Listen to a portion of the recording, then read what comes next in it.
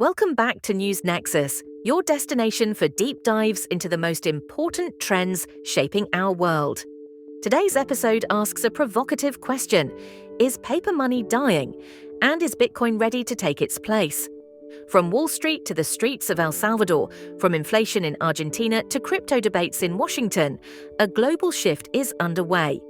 In this video, we'll break down why paper money is losing trust, how Bitcoin emerged as a contender, which countries are adopting crypto and why, and what this means for you, your savings, and the future of money. Stay with us till the end. The facts might surprise you. Let's start with what's going wrong with paper money. Technically called fiat currency, it's money issued by governments, dollars, euros, rupees, you name it. It's not backed by gold or silver. Its value depends entirely on trust. But that trust is fading. Inflation is making headlines everywhere. In the US, inflation hit 40-year highs in 2022. In Argentina, it soared past 140%. In Lebanon, the local currency lost over 90% of its value. Currency devaluation is happening across Africa, Latin America, and even parts of Europe. People are watching their savings vanish in real time. Economists call this the crisis of confidence, when people no longer believe their money will hold value. And it's not just the poor. Even middle-class families and businesses are turning to alternatives. Enter Bitcoin. So what is Bitcoin, and why is it considered a solution?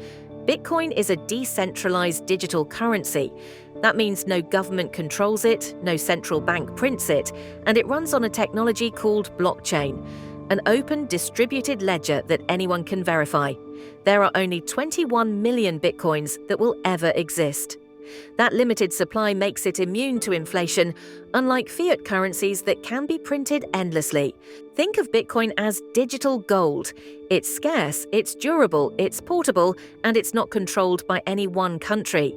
But unlike gold, Bitcoin is borderless and programmable. Critics say Bitcoin is too volatile, too risky. That's true, it's not perfect.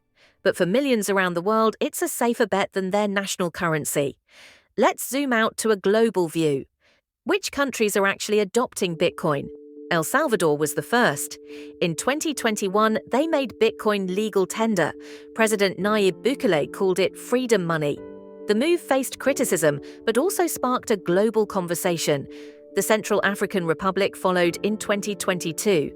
Other countries, especially in Africa and Latin America, are watching closely.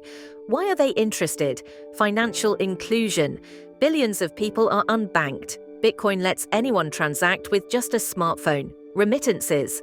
Many countries rely on money sent from abroad. Bitcoin cuts fees and delays. Currency collapse. In places like Venezuela and Turkey, locals buy Bitcoin to escape runaway inflation. Even in developed economies, Bitcoin is making inroads. In the US, it's being added to retirement portfolios. In Europe, cities like Lugano are accepting crypto for taxes and services. But governments aren't just watching, they're responding with CBDCs, or Central Bank Digital Currencies.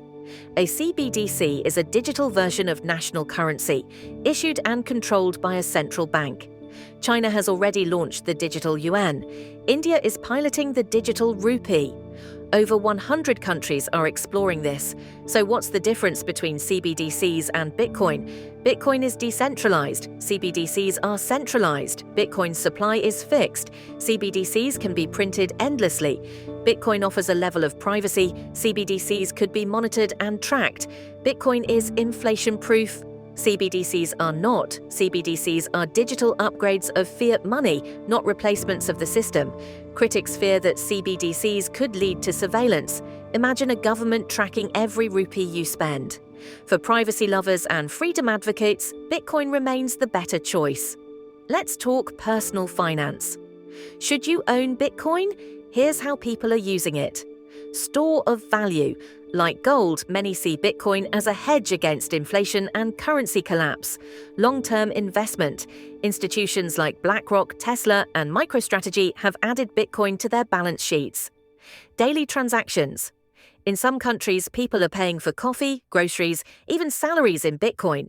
But remember, Bitcoin is volatile. Its price can swing 20% in a week. Do your research. Never invest more than you can afford to lose. Use secure wallets, not just exchange accounts. Bitcoin isn't a get-rich-quick scheme, it's a long-term revolution in money. Now comes the big question: can Bitcoin replace paper money globally? Short answer, not entirely, at least not yet. But what's clear is this: trust in fiat currencies is weakening.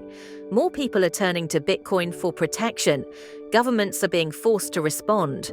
In the future, we might see a dual system: CBDCs for everyday use, Bitcoin for long-term value and cross-border freedom. Think of it like email versus postal mail. Both exist, but one changed the world. To wrap up, the death of paper money might not happen overnight, but the rise of Bitcoin is real, global, and accelerating. What we're witnessing isn't just a tech trend, it's a revolution in how we store, spend, and think about value. Will you be ready? Drop your thoughts in the comments. Is Bitcoin the future or just a phase? Like this video if you learned something new. Subscribe to News Nexus for more deep dive explainers on finance, tech, and the future of our world. Thanks for watching, and stay curious.